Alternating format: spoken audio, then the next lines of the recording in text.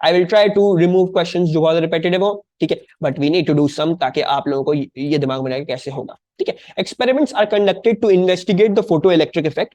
It is found that on exposure on of a metal surface to light, either electrons are emitted immediately or they are not emitted at all.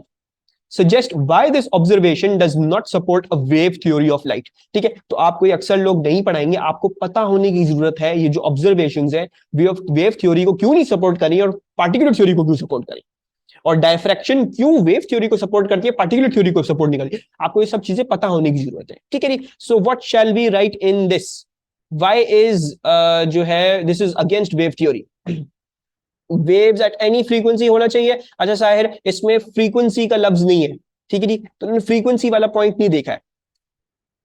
वो ये कह रहे हैं कि या तो होते हैं या तो होते ही नहीं। वेव थ्योरी क्या प्रिडिक्ट करती थी? वेव थ्योरी बेसिकली ये प्रिडिक्ट करती थी, wave theory predicts electrons will always be emitted. A wave theory predicts electrons will always be emitted if light of any frequency, light of any frequency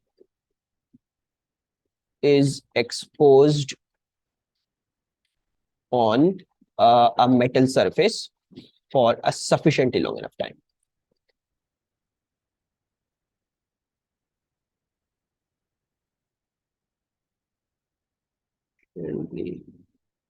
long enough time, ठीक है। तो चाहे साहिर तुमने जो point दिया वो भी बता दूं कि वो पॉइंट कब लिखते, वो पॉइंट तब लिखते तब वो बोलते कि electrons are emitted only when light, incident light की फ्रीक्वेंसी जो है वो थ्रेशोल्ड एक सर्टेन फ्रीक्वेंसी से ज्यादा होती है, तब तुम वो वाला पॉइंट लिखते हैं कि वेव थ्योरी तो प्रेडिक्ट करती है किसी भी फ्रीक्वेंसी हो जाएगा, ठीक है, तो तुम उसमें लिखते हैं, ठीक है जी। अच्छा, wave theory predicts electrons will always be emitted if light of any frequency exposed on the metal surface for sufficiently long enough time. और ये आपको नजर आ रहा है क्लियरली, एक वायलेशन आपको नजर आ रही है, जो ऊपर कहा मैंने उसके बरक्स लिख दिया जो वेव थ्योरी में है।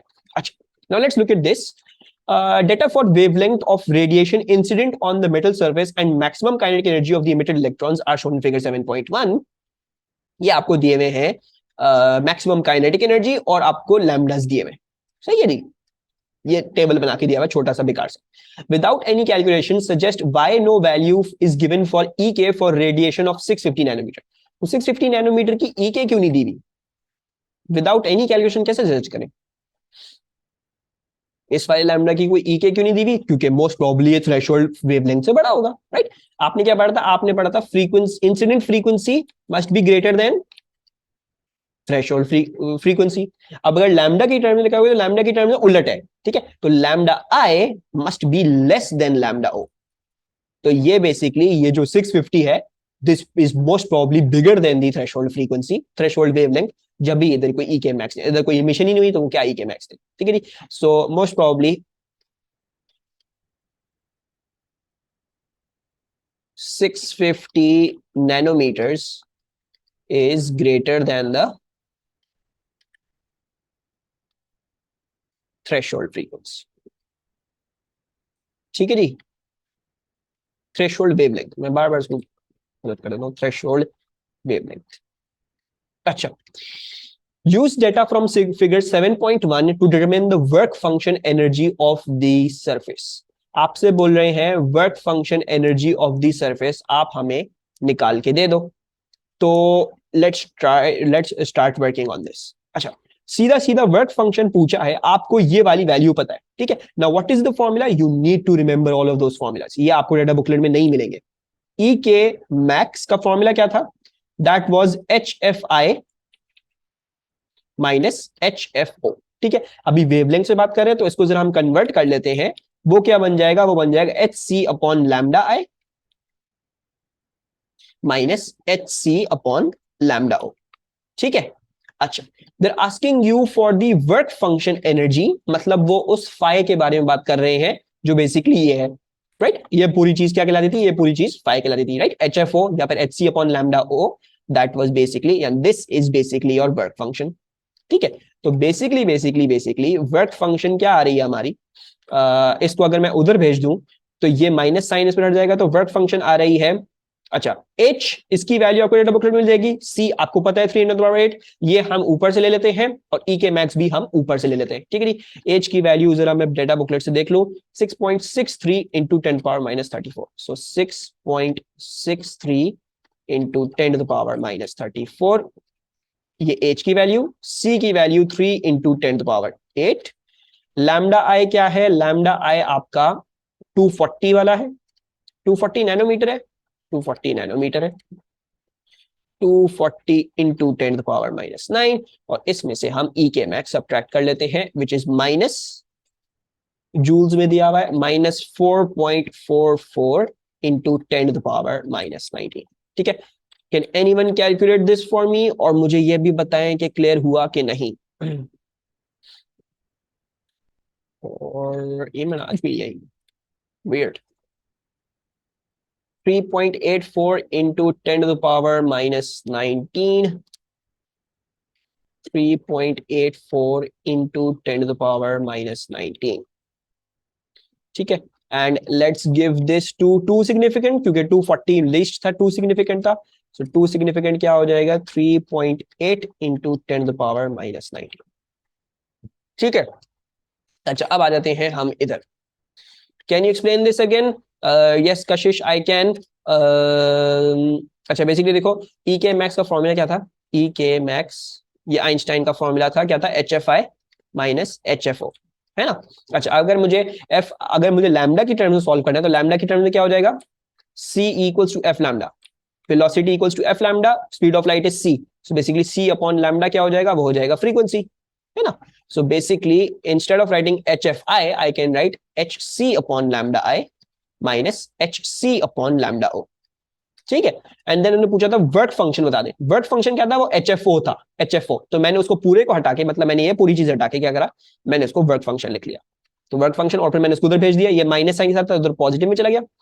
h is Planck's constant, c is the speed of light, ठीक है। ये मुझे दी हुई इंसिडेंट वेवलेंथ 240 इंटू, उस इंसिडेंट वेवलेंथ में मेरे पास ई के मैक्स क्या आ रही है, मेरे पास 4.44 आ रही है, तो मैंने वो सब कुछ फॉर्मूला में डाला एंड आई कैलकुलेट आउट, ठीक है जी। आई होप किसी और को प्रॉब्लम ना हो। अब ये कर लेते हैं, radiation of wavelength 240 nanometre gives rise to a maximum photo electric current I, the intensity of incident radiation is maintained constant and the wavelength is now reduced. State and explain the effect of this change on the maximum kinetic energy of the photoelectrons and the maximum photoelectric current I. ठीक है जी, तो अब wavelength के साथ हमने निकालना है, सही है जी। अच्छा, ना एनर्जी की जहां तक बात होगी, काइनेटिक एनर्जी की, मैक्सिमम काइनेटिक एनर्जी की, तो हमें पता था energy equals to H F, right. अगर लैम्डा की टर्म में लेके जाए तो वो क्या हो जाएगा, एच सी अपॉन लैम्डा, है ना। अगर अगर अगर मैं लैम्डा को क्या कर रहा हूं, I am reducing the lambda, if I am reducing the lambda, अच्छा एक काम करते हैं, इसको पहले एच सी कॉन्स्टेंट है, let's remove this, this is constant, so basically E is inversely proportional to lambda, so now if lambda is being reduced so your energy is being increased, ठीक है जी। अब इसको 2 मार्क्स का answer जरा हम लिख लेते हैं, it will increase as the energy of the incident photons is increased,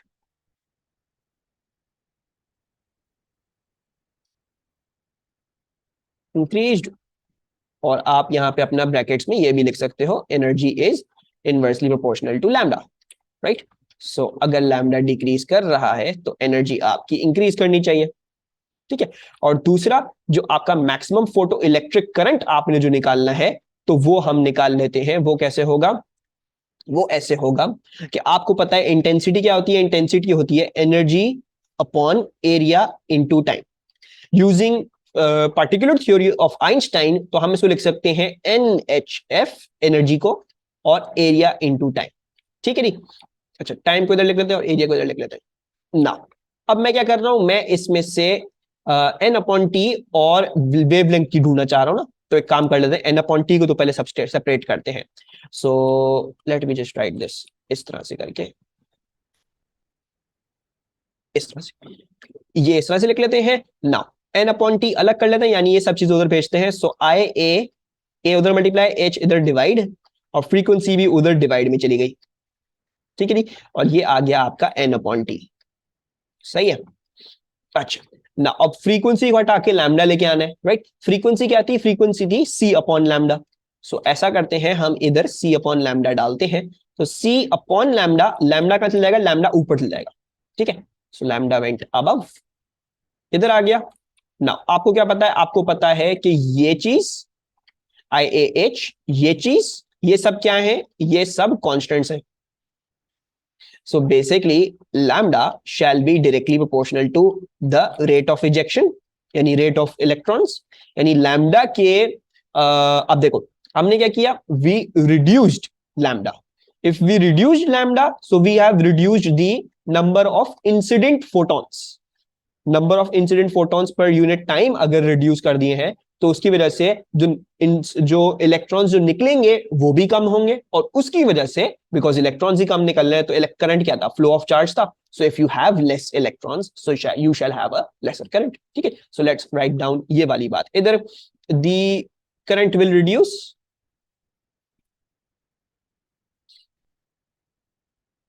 as the as the number of incident photons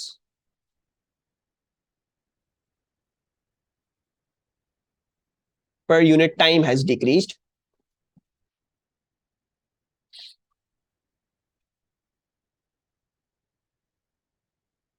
ठीक है जी, तो ये आ गई हमारी रीजनिंग, सही है।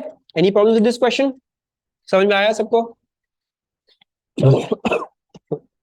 I'm going to do 4 very similar questions with you अभी, क्योंकि देखोगे क्वेश्चंस वेरी वेरी, मतलब काफी मजे की बात है, इसके क्वेश्चंस इतने मुश्किल नहीं आते, मतलब है मुश्किल चैप्टर, लेकिन समझो 4-5 टाइप्स ऑफ क्वेश्चंस हैं, जो 2 दफा कोई उल्टे सीधे आए हैं वो भी मैं आपको दिखा देता हूँ, लेकिन अगर उनको प्योर क्वांटम का पूछना है ना, तो वो या तो ये वाला ग्राफ है, या तो वो वर्क फंक्शन मतलब फोटो इलेक्ट्रिक इफेक्ट में जाएंगे, वो खैर हम देखते हैं। तो ये वाला अच्छा क्वेश्चन है, an explanation of the photo electric effect includes the terms photon energy and work function energy, explain what is meant by a photon, तो it is the smallest indivisible packet या क्वांटम ऑफ एनर्जी, ठीक है। और work function energy, it is the amount of energy required to just eject an electron, ठीक है। तो it is the amount of energy required जो बिल्कुल बस इलेक्ट्रॉन को इजेक्ट करती है, ठीक है। मिनिमम इंसिडेंट फोटोन एनर्जी, इसको लिख लेते हैं। So minimum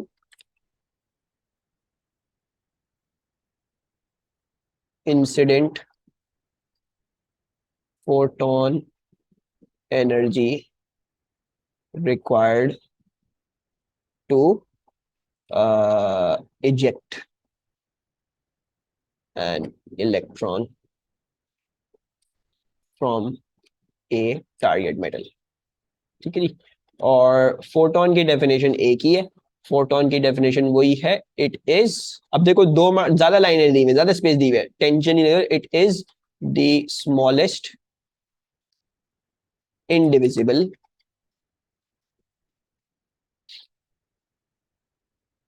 quantum of energy, ठीक है जी। 2 मार्क्स दिए हुए हैं, लेकिन ये स्मॉलेस्ट और quantum of energy of electromagnetic radiation, ठीक है। मैं बताता हूं उसमें 2 मार्क्स किस चीज के हैं।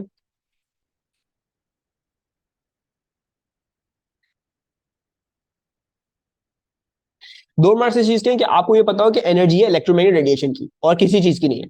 और दूसरी बात ये स्मॉलेस्ट और इंडिविजिबल है, इसके 2 मार्क्स है, ठीक है। तो ज्यादा लाइनें दी हुई है बस कंफ्यूज करने के लिए, ये चीजें लिख के आनी है, बस जो डेफिनेशन लिखवाई है वो ही लिख के आएंगे। अच्छा, अब आ जाते हैं जो मैंने आपको लीनियर लॉ सिखाया है।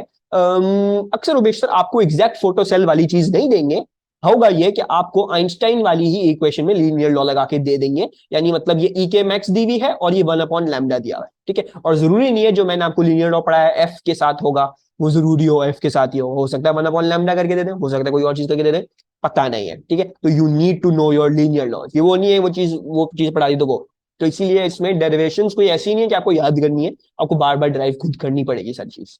अच्छा, in an experiment to investigate the photoelectric effect, a student measures the wavelength on the light of the light incident on a metal surface and the maximum kinetic energy Emax of the emitted electrons. The variation with Emax of 1/lambda is shown in figure 7.1. ठीक है, ये आपको दिया हुआ है, एक straight line बनी है 1/lambda और Emax के दरमियान। The work function energy of the metal is phi. State an equation in terms of lambda, phi and E max to represent conservation of energy for the photoelectric effect. Explain any other symbols you use. तो भाई क्या था, Einstein की equation लिखेंगे. उसने क्या बोला था, उसने बोला था E के max shall equals to HFI minus HFO. Lambda की टर्म्स में ले जाते हैं, so it is basically HC upon lambda I. ठीक है. और वर्क फंक्शन बोला, ठीक है. तो एच सी अपॉन लैम्डा ओ होता है दूसरा वाला. हमें वर्क फंक्शन पूछा तो मैं वर्क फंक्शन लिख रहा हूं, ठीक है. उसको हटा के मैंने सिर्फ वर्क फंक्शन लिख दिया. दूसरी बात ये, सी आपने बताना होगा, आपने एच बताना होगा, ठीक है. और ने बोलता सिर्फ लैम्डा, तो लैम्डा आई हटा लेते हैं यहां से, लैम्डा ही रहने देते हैं. तो ये सारी कहानी है, ठीक है. So we shall have to explain H. This is Planck's constant.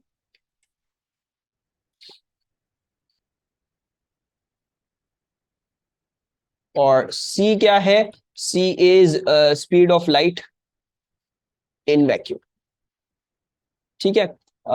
This is actually causality, लेकिन कॉजेलिटी में चले गए तो और घूम हो जाएंगे.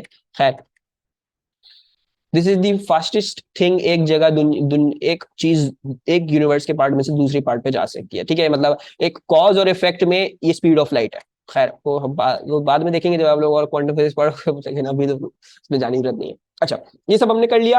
और फिर आपको बोल रहे हैं use your answer in 1 and figure 7.1 to determine the work function energy of the metal surface, ठीक है. तो पहले ऐसा कर लेते हैं, ये जो इन्होंने किया है काम, इससे लीनियर लॉ लगा के लेट्स गेट एवरीथिंग टुगेदर ना, कि हमें समझ में आता है क्या क्या बात क्या क्या है, ठीक है. सो हमें पता है E max will equal to H C upon lambda minus five. अच्छा, मैं उधर ही कर लेता हूं. E max equals to H C upon lambda minus five. अच्छा, नाउ 1 अपॉन लैम्डा जो है वो कहां है, वो y एक्सिस पे है और ई मैक्स x एक्सिस पे. तो ई मैक्स को हमें x एक्सिस पे लेके जाना है, तो एक काम करते हैं, इसको उधर भेजते हैं. सो ये हो जाएगा फाइ प्लस ई मैक्स, और हमें y एक्सिस में सिर्फ 1 अपॉन लैम्डा चाहिए, तो मैं उधर से ये दोनों चीजें इधर डिवाइड कर रहा हूं. h और c मैंने डिवाइड कर दी, यानी फाइ अपॉन एच सी हो गया और ई मैक्स अपॉन एच सी हो गया. और ये क्या आ रहा है, ये आ गया 1 अपॉन लैम्डा, ठीक है. यानी लीनियर लॉ इस तरह से लगा हुआ है, y इक्वल्स टू x. ये है, सॉरी ये तो x नहीं बना. अच्छा, will have to do this some other way. इसको हमें, हाँ सही है, इसको इस तरह से नहीं होगा. अच्छा, लीनियर लॉ में इस तरह से नहीं हो रहा proof. This is not the way to prove linear law. I am going to do it to the side, ठीक है, क्योंकि यहाँ पे E max upon H C आ रहा है, वो नहीं है. इसको हम थोड़ा सा इधर साइड में कर लेते हैं ताकि हमारे से बात करें.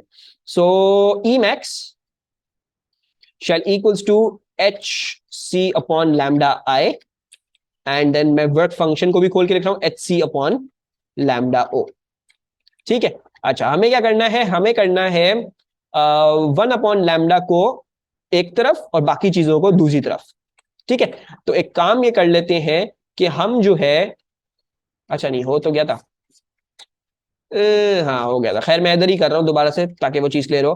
तो लेट्स ऐसा एक काम करते हैं, एच सी को पहले कॉमन निकाल लेते हैं. सो E max will equals to hc and then 1 upon lambda I minus 1 upon lambda O, and then let's divide hc over there.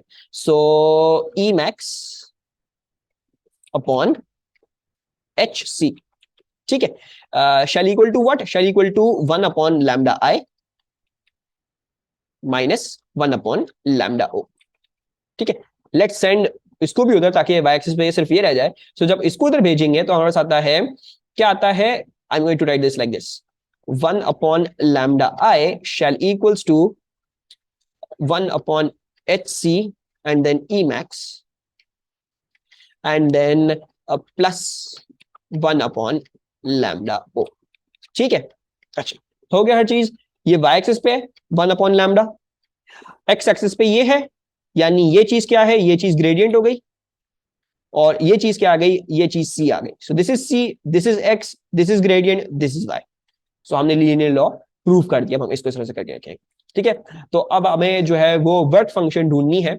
अच्छा, नाउ इसमें ना ये जो ये क्वांटम फिजिक्स वाला चैप्टर है, ठीक है, इसमें काफी ज्यादा आसानी हो जाती है if you realise what are the intercepts. ठीक है जी, मतलब जो इंटरसेप्ट्स है ना, अक्सर व बेशतर वो जो भी सवाल पूछेंगे ना, वो यहाँ इंटरसेप्ट से निकल जाती है, उस डायरेक्ट निकल आती है। ठीक है, तो अभी मतलब इसमें कोशिश करना कि लाइन अगर मतलब छोटी बना के देंगे, हमेशा छोटी बना के देंगे, उसको एक्सटेंड करके देख लो और इंटरसेप्ट के मायने निकाल लो, इंटरसेप्ट का मायने क्या होंगे। ठीक है, क्योंकि इंटरसेप्ट के साथ वर्क करना बहुत आसान हो जाता है इस चैप्टर में। Instead of reading some value और फिर बहुत सारी वैल्यू पूरे फॉर्मूले में डालो, उसकी जगह आप जो है वो इंटरसेप्ट के साथ काम कर लो। ठीक है, तो मैं इस लाइन को क्या कर रहा हूं, I am extending this line and ये जो है वो इसके इंटरसेप्ट आ रहे हैं कुछ। ठीक है जी, इस तरह से आ रहा है। सो आई एक्सटेंडेड दिस लाइन और ये मेरे पास कुछ इस तरह से आ रही है। अच्छा, ये आ गया और हमें क्या करना है। अच्छा, now if you look at this intercept, इस पे क्या है, इस पे आपका 1/लैम्डा पूरा का पूरा वो खुद जीरो है। ठीक है जी, तो वाई इंटरसेप्ट का जरा हम मतलब निकाल लेते हैं। वाई इंटरसेप्ट पे क्या होगा, 1/लैम्डा पूरा का पूरा खुद जीरो है। तो जब ये जीरो होगा तो 1/hc E max plus 1/λ o. So what can we see? We can see that, let's send that over there. So minus 1/λ o into hc, मतलब ये hc अब ऊपर मल्टीप्लाई कर दे तो क्या हो जाएगा, hc/λ o shall equals to e max। ठीक है, यानी y इंटरसेप्ट पे जिस पे 1/λ जीरो हो रहा है। ठीक है जी, जिस पे क्या चीज जीरो हो रही है, जिस पे 1/λ जीरो हो रहा है। Right, I am correct, right, sorry, Y intercept मैंने उल्टी सीधी बातें कर रहा हूं, मैं पागल हो गया हूं मैं। This is the x intercept की बात जो कर रहा हूं। ठीक है, एक्स इंटरसेप्ट पे क्या चीज जीरो है, 1/λ जीरो होगा। राइट, 1/λ जीरो होगा एक्स इंटरसेप्ट पे। ये सारा 1/λ जीरो की लाइन पे चल रहा है। सो एक्स इंटरसेप्ट पे अगर देखोगे तो एक्स इंटरसेप्ट पे ये कहानी नजर आ रही है। एंड देन जब ये कहानी नजर आ रही है, सो hc/λ वो क्या था, that was the work function. So basically इस ग्राफ में एक्स इंटरसेप्ट क्या बताएगा आपको, वर्क फंक्शन बताएगा। इस ग्राफ पे ई मैक्स जो है वो आपको, एक्स इंटरसेप्ट वाली जो ई मैक्स है वो आपको वर्क फंक्शन बनाएगी। ठीक है, तो I will just use this information to solve this question. ठीक है, यहां पे लिख लेते हैं, क्या लिख रहे हैं, at 1/λ equals to 0 E max equals to minus the work function. ठीक है जी, so work function E max की वैल्यू क्या है, ई मैक्स की वैल्यू हमारे पास आ रही है -3.9 into 10 to the power -19, that must be equal to the work function. So -3.9 into 10 to the power -19 shall equals to minus work function. So ये और ये कैंसिल और ये ग्राफ से ही डायरेक्ट वैल्यू आ गई। ठीक है जी, वरना उसमें हमें डाल के करनी पड़ती चीजें।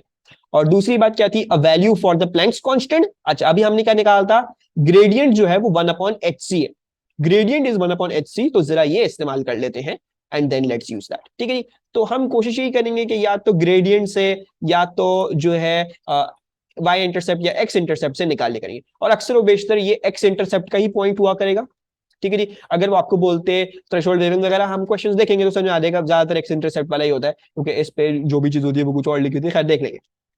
m इक्वल्स टू 1/hc, ऐसा करते हैं, ये तो एक पॉइंट आ ही गया है हमारे पास। Let's take another point for the gradient, और वो पॉइंट मैं ले रहा हूं, I am taking this one.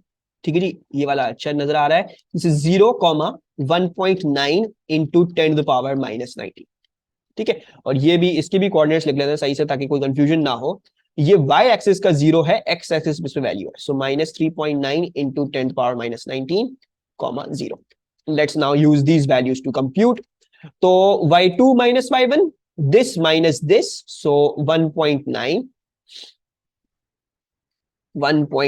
into 10 to the power -19 minus 0। Let me just check one more thing, positive में आ रही है, पॉजिटिव में आ रही है, और x2 minus x1 यानी 0 and then minus this, so upon 0 minus -3.9 into 10 power -19।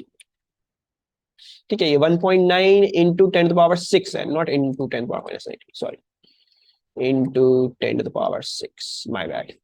सो हम इसको चेंज कर लेते हैं, ये इधर आ गया है। एंड देन अगर आपको ये ढूंढना है, so you find this out using अच्छा बेसिकली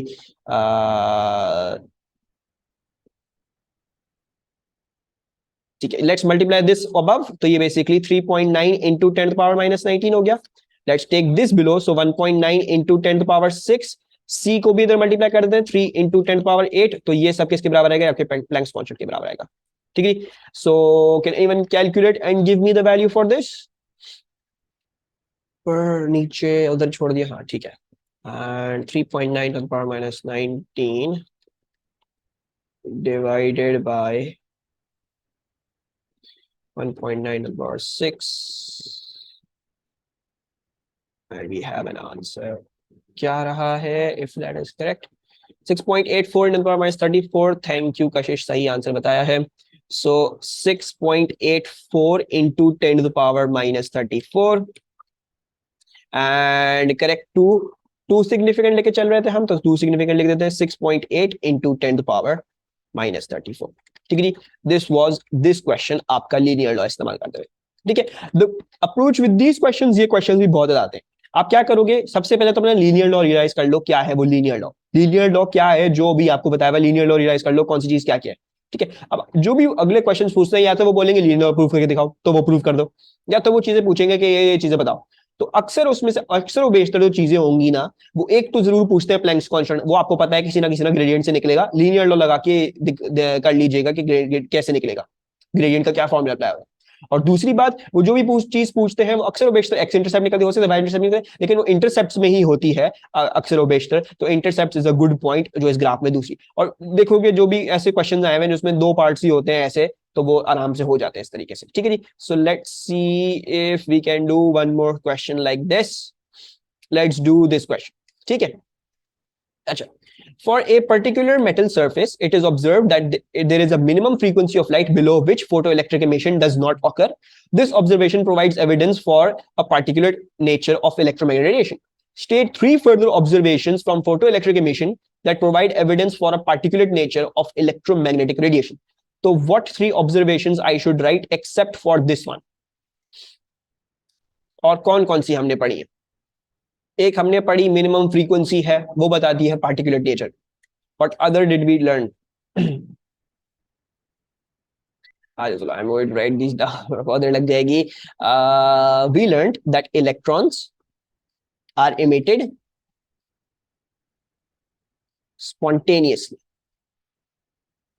spontaneously या फिर instantly. What does that mean? That means no time required. You do not need time. उसके बाद क्या है? Number two you can right the frequency, increasing the frequency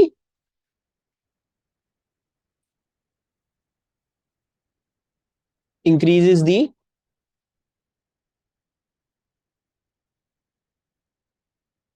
energy of the electrons. और तीसरा वाला आप क्या लिख सकते हो? आप दोबारा से फ्रीक्वेंसी का ही लिख सकते हो कि वो रेट ऑफ इजेक्शन को डिक्रीज करता है. You can write that as well, या फिर आप इंटेंसिटी वाला पॉइंट लिख दो. Rate of emission is proportional to intensity. I will go with Zainab का पॉइंट. सो रेट ऑफ, क्या लिखा है? Rate of emission. Let's write rate of emission is proportional to intensity. ठीक है जी, आप ये भी लिख सकते हो, इसकी अलग वर्डिंग आती, increasing intensity increases rate of rejection. ठीक है जी, so you could have written that as well. जिस तरह से भी लिखोगे, जो पॉइंटर्स मैंने उधर लिखवाए हैं, ये मैंने आई थिंक 4 पॉइंटर्स लिखवाए हैं वेव थ्योरी को नलिफाई करने के लिए, और 4 मैंने इधर लिखवाए हैं इसको प्रूव करने के लिए. ठीक है, तो यही 4 जो है वो है pointers. You can right any of them. आपको और इन चारों से ज्यादा कभी नहीं पूछा जाएगा. मतलब ये नहीं होगा कि आपको पूछे 5-6 बताओ, है ही नहीं कोर्स में 5-6, तो कैसे बताओगे. ठीक है, तो बस ये चीजें हैं.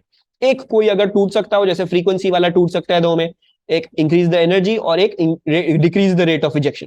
ठीक है, तो वो सब चीजें हैं, वो सब चीज आप लोग समझते हो. अच्छा, some data for the variation with frequency of the maximum kinetic energy of electrons emitted from a metal surface are shown in figure 9.1. Explain why emitted electrons may have kinetic energy less than the maximum at any particular frequency. ये बड़ा अच्छा सवाल है. सवाल कर रहे हैं आपसे कि भाई देखो, इलेक्ट्रॉन्स तो जो है आपकी कैलकुलेशन के हिसाब से आप निकाल सकते हो ई मैक्स क्या होनी चाहिए उनपे, right? You can work that out, E max equals to H F I minus H F O से, यू कैन डू दैट, आप ये कर सकते हो, उसमें कोई हर्ज नहीं है।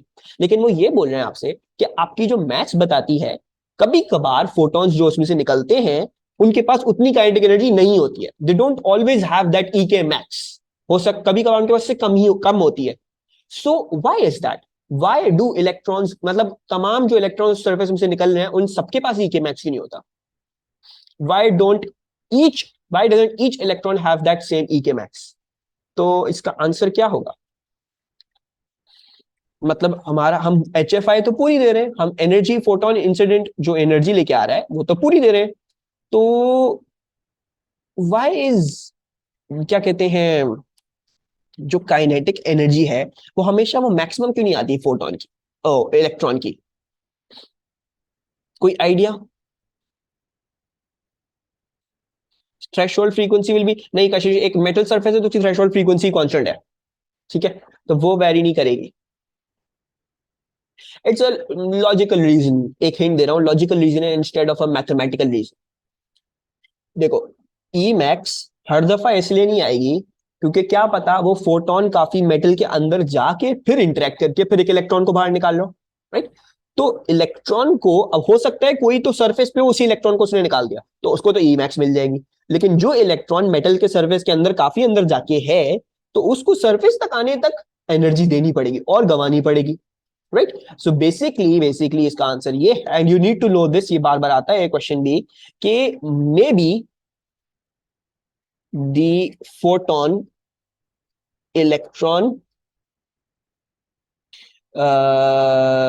May be the photon electron reaction, reaction एक लफ्ज था क्या, इंटरेक्शन, हाँ अभी मैंने बोलता इंटरेक्शन, दिमाग से interaction, may be the photon electron interaction happens below the surface,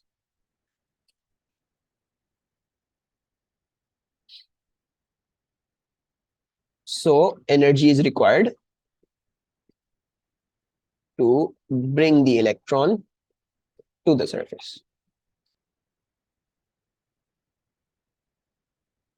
to the surface। समझ आ रहा है सबको? यस, ओके जी। फिर आपसे देखो, आपसे क्या पूछा है, use figure 9.1 to determine the threshold frequency, so what shall we do, we shall extend the line and see intercept का क्या मतलब है। अक्सर और बेशतर यही होगा कि इंटरसेप्ट आपको बताएगा वो चीज। तो if you extend the line and you shall see, oh dear, ये लाइन मुझसे सीधी नहीं बनने वाली है बिकॉज, अच्छा ये कुछ ऐसे आ रही है, आई एम नॉट 100% श्योर ये कैसे आ रही है, लेट मी जस्ट सी, क्योंकि मेरी सॉफ्टवेयर जो है वो स्नैप कर रही है, just going to remove this, मैं दोबारा से बना रहा हूँ, let's draw from here, snap कर रही है सॉफ्टवेयर, सैड। अच्छा, इट्स तकरीबन यहाँ पे जिससे ऐसे है बट इट्स नॉट रियली ऐसे, खैर चलो देख लेते हैं जो भी आ रहा है। अच्छा, ना पहले तो इसका मतलब निकालते हैं लीनियर लॉ लगा के। सो हमें पता है ई मैक्स, अब देखो फ्रीक्वेंसी वाली दी हुई है तो फ्रीक्वेंसी वाली पर्सपेक्टिव लेंगे, H F I minus H F O, right? अच्छा, अब इसमें तो काफी आसानी से हो गया लीनियर लॉ, क्यों? बिकॉज यही वाई एक्सिस पे दिया हुआ है, एक्स एक्सिस पे ये चीज दी हुई है, यानी ये ग्रेडियंट आ रहा है, एच क्या है वो ग्रेडियंट है, और जो है ये पूरी चीज जो है वो आपका वाई इंटरसेप्ट आ रहा है, ठीक है? अच्छा, अब जरा निकाल लेते हैं मतलब इस एक्स इंटरसेप्ट का, एक्स इंटरसेप्ट पे ई मैक्स जीरो होगा, सो एक्स इंटरसेप्ट पे अगर ई मैक्स जीरो है so H F I minus H F O, तो इसको उधर भेज दोगे तो H F O will equals to H F I, and then you see H H cancel, so F I F O के बराबर होगा, ठीक है जी? तो ये जो एक्स इंटरसेप्ट आ रहा है ये बेसिकली एफ आई बता रहा है जो अभी इस वक्त एफ ओ के बराबर आ रहा है, ठीक है ना? मेरी सॉफ्टवेयर स्नैप कर रही है तो इधर रीडिंग शायद कुछ गलत दिख रही हो, असल में जो रीडिंग है ये 5.775 है, ठीक है जी? I am just writing this down, अभी सॉफ्टवेयर स्नैप करिए, आप लोगों को नजर आ रहा होगा ये सही तरह से क्लिप नहीं हुई है उस पर, ठीक है? तो 5.775 इन 10^14 हर्ट्ज, ये आ रही आपकी वैल्यू इधर इस एक्स इंटरसेप्ट पे, तो यही जो है वो आपकी क्या है, यही आपकी थ्रेशोल्ड फ्रीक्वेंसी होगी, विच इज, अब थ्रेशोल्ड फ्रीक्वेंसी कहां तक लिखनी है भाई, ये तो बताओ? ओके, अच्छा बहरहाल आई थिंक ये पुराना कोई पास पेपर है तो शायद इसमें इसलिए प्रॉब्लम है ये, लेकिन खैर I am just going to write it according to that past paper 5.8 in the power 14। ये टू सिग्निफिकेंट दी है फॉर सम रीजन, हालांकि we have a four significant value over here, लेकिन खैर फिर आपको बोलते हैं work function energy in eV of the metal surface. तो आप वर्क फंक्शन एनर्जी भी हमें बता दें। ठीक है जी, तो वर्क फंक्शन एनर्जी कैसे निकलती है? वर्क फंक्शन एनर्जी काफी आसान, थ्रेशोल्ड फ्रीक्वेंसी आपने निकाल ली, वर्क फंक्शन कैसी रही? HFO, है ना। सो अब तो कोई मसला भी नहीं है। एच क्या था? दैट वाज 6.63 इंटू 10⁻⁻34 और FO आपने निकाल लिया है 5.8 इंटू 10⁻14। ठीक है, so you get your value as 3.84 into 10⁻⁻19, लेकिन ये आंसर आया है जूल्स में। बिला वजह में उन्होंने आपको 3 मार्क्स फालतू की नहीं दिए, उन्होंने उसको पूछा इलेक्ट्रॉन वोल्ट्स में दो। तो आपको अपनी एएस की रेडियो एक्टिविटी भी आनी चाहिए, आपको ये याद होना चाहिए कि 1.6 into 10⁻⁻19 joules was basically 1 electron volt. तो अब अगर मुझे जूल्स, इतने जूल्स को बनाना है इलेक्ट्रॉन वोल्ट्स में, तो मुझे क्या करना पड़ेगा? मुझे यूनिटरी मेथड लगाना पड़ेगा। तो ये x इलेक्ट्रॉन वोल्ट्स आ रहे हैं, यूनिटरी मेथड लगा के you can then work out what the value of this x is, और ये x आ रहा है हमारे पास 2.4। So this is a 2.4 electron volts. Any problem with the conversion और दिस सवाल समझ में आ रहा है सबको? From where the formula came, कौन सा फॉर्मूला? वर्क फंक्शन का, ये कन्वर्जन वाला वर्क, ये तो फॉर्मूला है ना, दिस इज द फॉर्मूला ना। बेसिकली वर्क फंक्शन क्या है? It is the energy required to just eject the electron, right. तो HFO, जैसे मैंने आपको बोला, HFO क्या है? वो बेसिकली वो एनर्जी है जो बस इजेक्ट करवाने में इस्तेमाल हो रही। तो HFO is the work function, ठीक है जी। और उसके ऊपर जो इजाफी HFI है वो बनाती है E के max. So this HFO is your work function. ठीक है, ये फॉर्मूला मैंने करवाया है। लेट्स डू दिस क्वेश्चन, ये भी अच्छा सवाल है। I am going to leave the A part 1। ये क्या दिया हुआ आपको? मेटल्स दिए हुए डिफरेंट डिफरेंट, आपको उनकी वर्क फंक्शन दी हुई है, और कुछ दो की थ्रेशोल्ड फ्रीक्वेंसी दी हुई है, तीसरे की प्लेटिनम की थ्रेशोल्ड फ्रीक्वेंसी नहीं दी हुई। आपसे बोलते हैं state what is meant bye threshold frequency, हम नहीं कर रहे हैं। बी पार्ट बोल रहे हैं calculate the threshold frequency for platinum. तो फाई आपको पता है क्या होता है? वो होता है HFO होता है। तो 6.63 into 10⁻⁻34 that is Planck's constant, और into FO that shall equals to इसकी वर्क फंक्शन जो 9 इंटू 10⁻⁻19 आ रही है। ठीक है, I am doing this question जल्दी जल्दी क्योंकि ये अब थोड़े से रिपीटेटिव हो रहे हैं, बस इसमें जो नई नई चीजें बस वो दिखानी है, तो वो हम कर लेते हैं। FO आपके पास आ गया 1.4 इंटू 10⁻15। ठीक है जी, 1.4 इन नंबर 15 आ रहा है। अब अगर आप इधर लिखोगे तो ये 10⁻14 में दिया हुआ है, तो आप इसमें से एक आगे ले जाओगे तो ये हो जाएगा 14 इंटू 10⁻14। ठीक है, तो मैं इधर लिख रहा हूं 14। अच्छा जी, electromagnetic radiation having continuous spectrum of wavelengths between 300 nanometer and 600 nanometer is incident in turn on each of the metals listed in figure। ठीक है, अच्छा 300 नैनोमीटर से लेते हुए इन्होंने 600 नैनोमीटर तक सारी वेवलेंथ्स इस इन सब मेटल्स पे इंसिडेंट कर दी बारी बारी। Determine which metals if any will give rise to emission of electrons. ठीक है, अच्छा अभी आपको वेवलेंथ दी है, फिर तो आप चाहते हो आप वेवलेंथ वाले पर्सपेक्टिव, तो इस फ्रीक्वेंसी, इस थ्रेशोल्ड फ्रीक्वेंसी को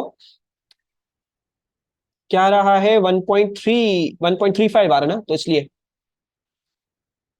हाँ, तो 1.35 इंटू क्या बोल रहे हैं, इंटू पावर 34 आ रहा है। You sure?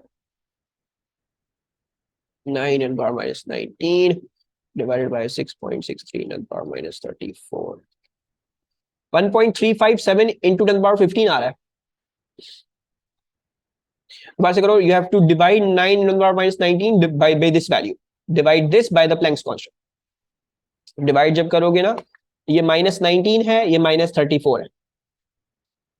ठीक है, अच्छा तो ये मैंने लिख लिया। अच्छा ना, दो पर्सपेक्टिव होंगे, या तो आप इन सबको लैम्डा के टर्म, मतलब आपको lambda naught lambda naught lambda naught, इन तीनों के लैम्डा नॉट बना लो, या आप क्या कर लो कि आप इनको फ्रीक्वेंसी की पर्सपेक्टिव ले जाओ। मेरे हिसाब से फ्रीक्वेंसी वाला ज्यादा समझ, इनको क्या कन्वर्ट करेंगे 3 दफा, तो इसको जरा हम फ्रीक्वेंसी में ले जाते हैं। फ्रीक्वेंसी कैसे निकालेंगे, c अपॉन लैम्डा से। तो c क्या है आपका, c आपका 3 इंटू 10⁸ है। एक आपकी वेवलेंथ जो है वो 300 है नैनोमीटर, और एक आपकी जो है वो क्या है, वो आपकी है 600 इंटू 10⁻⁻9। ठीक है जी। सो लेट्स राइट, हमारे पास फ्रीक्वेंसी की रेंज आ रही है। फ्रीक्वेंसी की हमारे पास रेंज आती है थ्री वाले की, थ्री वाले की मेरे पास आ रही है, थ्री वाले की मेरे पास आती है 10 इंटू 10⁻14। ठीक है। और 6 वाले की, 600 वाले की मेरे पास आती है 5 इंटू 10⁻14। ठीक है। यानी फ्रीक्वेंसी की रेंज ये, दिस इज द फ्रीक्वेंसी की रेंज। लैम्डा की रेंज 300 नैनोमीटर से 600 नैनोमीटर की, मैंने इसको कन्वर्ट कर लिया, मैं फ्रीक्वेंसी की रेंज में बना दिया। स्पीड ऑफ लाइट को लैम्डा से डिवाइड करके मैंने कहा 10 से लेके 5 तक इन्होंने इंसिडेंट की है। तो नाउ गिवन दिस फ्रीक्वेंसी, ये सब इंसिडेंट की है, मतलब 10 से लेके 5 तक सारी इंसिडेंट की है इन्होंने। सो इन तीनों मेटल्स में से कौन कौन से मेटल्स आपको फोटो इलेक्ट्रिक इफेक्ट करके दिखाएंगे? Photo electric effect happened when incident frequency was greater than the threshold frequency. सो कौन कौन से मेटल्स करने चाहिए? मेरे पास 10 है और 5 है, 10 से लेके 5 × 10⁻14 तक है बात। तो आई थिंक अगर मैं 10 से 5 जा रहा हूं, तो अगर 10 को ले ले फॉर एग्जाम्पल, जो हाईएस्ट है, सबसे हाईएस्ट है, सो 10 5.8 से बड़ी है, यानी सोडियम में करेगी। 10 जो है वो जिंक से बड़ी है, 8.8 से भी बड़ी है, तो वो भी करेगी इसमें फोटो इलेक्ट्रिक इफेक्ट। 10 प्लेटिनम की थ्रेशोल्ड फ्रीक्वेंसी से बड़ी नहीं है, सो 10 वाली प्लेटिनम भी नहीं कर पाएगी, जो ऑब्वियसली हाईएस्ट है, तो हाईएस्ट वाली दे रहा हूं सिर्फ। तो आई सी दैट सोडियम और जिंक दोनों देंगे फोटो इलेक्ट्रिक इफेक्ट, प्लेटिनम नहीं देगा। ठीक है जी, सबको समझ में आ रहा है, क्लियर हो रहा है? सब तो चुप चुप क्यों हो गए हो? Sodium and zinc will give photoelectric effect.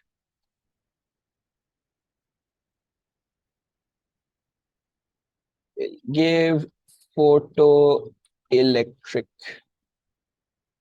effect. Boring है, ओके। या हाँ ये तो है, बोरिंग हो जाता है पास्ट वर्ड्स करने पे। मैं क्या करूं, पास्ट वर्ड्स करवाने तो है, वरना फिर रिवीजन के वक्त फिर पासवर्ड मसला बनेंगे, पासवर्ड्स करने पड़ते हैं, वरना मैं नहीं करवाऊँ सच्ची में, बहुत बुरे लगते हैं पासवर्ड्स। खैर, when light of particular intensity and frequency is incident on a metal surface, electrons are emitted. Shed explain if any on the rate of, ठीक है। आपको सेम इंटेंसिटी रखी है हायर फ्रीक्वेंसी पे और रेट ऑफ एमिशन पूछ लिया है, तो ये डेरिवेशन आपको याद होनी चाहिए, आई इक्वल्स टू क्या चीज है, energy upon area into time. इसको आप पार्टिकुलर थ्योरी से खोलते हो, so I equals to N upon T and then H F upon A बनता है ये। ठीक है जी, सॉरी, एन एच एफ, हाँ सही है। तो ये बनता है, अब आपको चाहिए, आपको एन अपॉन टी और फ्रीक्वेंसी का वो चाहिए, क्योंकि ये दो चीजें वेरी कर रही हैं। तो एन अपॉन टी उधर छोड़ते हैं, बाकी सब दोनों मल्टीप्लाई करते हैं, A I upon H into 1/f, 1/f will equals to N upon T. अब फ्रीक्वेंसी क्या कर रहे हो आप, इंक्रीज कर रहे हो, तो N upon T will decrease. ठीक है जी, तो rate of ejection decreases. You do not need to learn कि क्या हो रहा है, but you need to know your derivation very well, क्योंकि कभी कभार जरूरी नहीं हम हमेशा फ्रीक्वेंसी वेरी करके दें, हो सकता है वो लैम्डा की वेरिएशन बताए, हो सकता है वो एन अपॉन टी का पूछे वेरी करके। तो आपको you do not need to learn what is the derivation, मतलब you do not need to learn what is the statement, you need to learn what is derivation. ठीक है, तो derivation बहुत इंपॉर्टेंट है, ये भी तकरीबन समझ लो। अगर ऐसा वाला सवाल आता है थ्रेशोल्ड फ्रीक्वेंसी और वेवलेंथ वाला, तो एक पार्ट उसमें से ये होता है, और ये बार बार पूछी जाती है चीज, ये भी। ठीक है, अच्छा, लेट्स मूव ऑन टू ये वाले सवाल। ठीक है, एंड आई बिलीव ये आप सब लोग कर सकते हो, आई बिलीव दैट, बट सबको प्रॉब्लम होगी। क्वेश्चन क्या है, क्वांटम फिजिक्स के ग्राफ्स बनाने को दिए हैं, 3 मार्क का ये वाला ग्राफ, नीचे वाला 2 मार्क का, यानी 5 मार्क की सिर्फ ग्राफ बनाने को बोले आप। A metal surface is illuminated with light of a single wavelength lambda. On figure 10.1, sketch the variation with lambda of the maximum kinetic energy of the electrons emitted from the surface. On your graph, mark with the symbol lambda naught the threshold wavelength. तो Emax का variation बनानी है with the incident lambda. So Emax और lambda का graph कैसे बनेगा? How should I draw Emax और lambda का graph? 1/x. Very good Zainab. So Zainab कहती हैं Emax equals to HC upon lambda I minus HC upon lambda O, right? Lambda O touches the x-axis. Very good, Zainab. Okay. Now आपको क्या graph बनाना है? आपको बनाना है E max का with lambda, ठीक है? अच्छा, यहाँ पे देखना, ये 1 लैम्डा नहीं दिया हुआ, तो इसमें लीनियर लॉ नहीं लग सकता। अगर तो ये 1 लैम्डा होता, मतलब इस तरह से ये 1 लैम्डा दिया हुआ होता आपको, आपको ये सॉरी ये बोला होता है ये 1 लैम्डा है, तो फिर तो आप लीनियर लॉ लगा देते। आप इसको x कहते हैं, HC को ग्रेडियंट कहते हैं, उसको y इंटरसेप्ट कहते हैं और उसको y कहते हैं, तब लीनियर लॉ लगता। लेकिन ये जरूर देख लेना है कि आपकी एक्सिस क्या बोल रही है, और फिर जरूर लाजमी उसमें प्रूफ करके आने की कोशिश करें। अभी देख रहे हो लैम्डा दिया हुआ है, 1 लैम्डा नहीं दिया हुआ है, तो इसमें स्ट्रेट लाइन नहीं बनेगी। इसमें क्या बनेगा, I hope you can see. अगर मैं थोड़ी देर के लिए इस पार्ट को हटा दूं, जो कांस्टेंट पार्ट है, right, you all agree with me कि HC upon lambda naught, this should be a constant part, तो और ये भी चीज कांस्टेंट है, तो can you see that E max is like this, यानी 1/x वाला graph, y is directly proportional to 1/x वाला ग्राफ। हमने ये कहां पे देखा है? हमने ये पोटेंशियल में देखा है, हमने ये इलेक्ट्रिक पोटेंशियल्स दोनों, वोल्टेज वाला और ग्रेविटेशनल पोटेंशियल दोनों 1/x वाला ग्राफ देखा है। 1/x वाला ग्राफ कैसा था? 1/x वाला ग्राफ अगर पॉजिटिव रीजन का सिर्फ बोलते हो, सो 1/x वाला graph was something like this, it was something like this, सही है जी? सो बेसिकली ये ग्राफ बनना है इधर, it is going to be a 1/x वाला ग्राफ। अच्छा, अब हमने ये निगलेक्ट किया था, ठीक है, इसको निगलेक्ट नहीं करते, इसको भी लेके आते हैं, क्योंकि ये एक कांस्टेंट पार्ट था, माइनस प्लस में था, तो उसको ऐसे हटा नहीं सकते, ठीक है। नाउ आई होप ये चीज भी क्लियर हो। ये मैथमेटिकल ट्रांसफॉर्मेशंस में भी आप देख सकते हो और वैसे भी आपको पता होगा। भाई देखो, अगर 1/x वाला ग्राफ है, अब इसमें अगर मैं कोई चीज कांस्टेंट चीज माइनस कर देता हूं, ठीक है, यानी मतलब मैं हर y की वैल्यू में से कुछ सब्ट्रैक्ट कर रहा हूं, सो बेसिकली क्या होगा, ये ग्राफ नीचे शिफ्ट हो जाएगा, क्योंकि बिकॉज पहले ऊपर बनता था, अब सब्ट्रैक्ट करने की वजह से सारी y की वैल्यूज छोटी हो गई, तो ये बेसिकली अब थोड़ा सा नीचे बनना शुरू हो जाएगा, कुछ इस तरह बनना शुरू हो जाएगा, right? So it's going to be a graph that is something like this. और तीसरी बात ये जरूर भी देख लेते हैं कि ये जो पॉइंट है ये क्या पॉइंट है, तो ये जब देखने को जाओगे, यहां पे देख रहे हो, ये E max है, ये लैम्डा है, राइट? यहां पे E max 0 हो रहा है, तो E max को अगर मैं 0 कर दूं, so we see HC upon lambda I minus HC upon lambda O, ये उधर जाएगा, so HC upon lambda O will equals to HC upon lambda I, HC cancel, दोनों को ऊपर ले जाओ, so lambda I will equals to lambda O। So basically ये जो पॉइंट है ये है lambda O, this is the threshold wavelength lambda O। और देखो डेफिनेटली सेंस ही बना रहा है, क्यों? जब वेवलेंथ लैम्डा O से बड़ी है, right?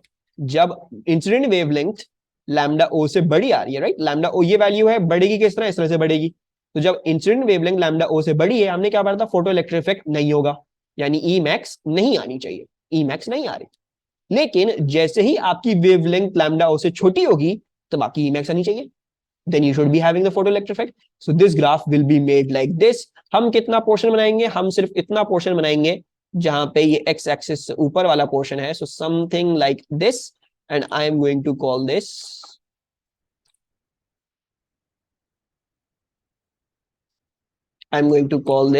lambda O. Any problems with this question? Okay. This will be the last question I do with you guys today. ठीक है, I'll give you the off. इसके बाद I know बहुत boring हो गया, बट बस ये वाला सवाल कर लो, देन ऑफ दे रहा हूं। मोमेंटम और नहीं दूं ऑफ, पढ़ाऊं? बस ये एक कर लो ना, ये पार्ट तो कर लो। एक part, the variation of momentum with lambda, एक पार्ट करने में 2 मार्क का part, the variation with momentum of lambda. तो लैम्डा और मोमेंटम का कैसे वेरिएशन निकालूं? de Broglie's wavelength क्या थी? de Broglie's wavelength थी h upon lambda. I've given you the de Broglie's wavelength p as well. So it shall be inverse. और अब देखो इस दफा कोई प्लस माइनस c कुछ नहीं है, so basically ग्राफ जो है वो नॉर्मल अपना जैसे बनता है, momentum is inversely proportional to lambda वाला ग्राफ तो ये बेसिकली एक इस तरह से बनेगा, ठीक है। और ये सॉरी ये वाई एक्सिस पे है तो उसको उल्टा करके लिख लेते हैं, इसमें ऐसे लिख लेते हैं कि lambda is inversely proportional to momentum, ठीक है। और मेरा जब क्वांटम फिजिक्स का पेपर आया था, जब मैं पढ़ रहा था, तो उसमें ये सवाल आए थे, ये दो सवाल, ये पार्ट आया था।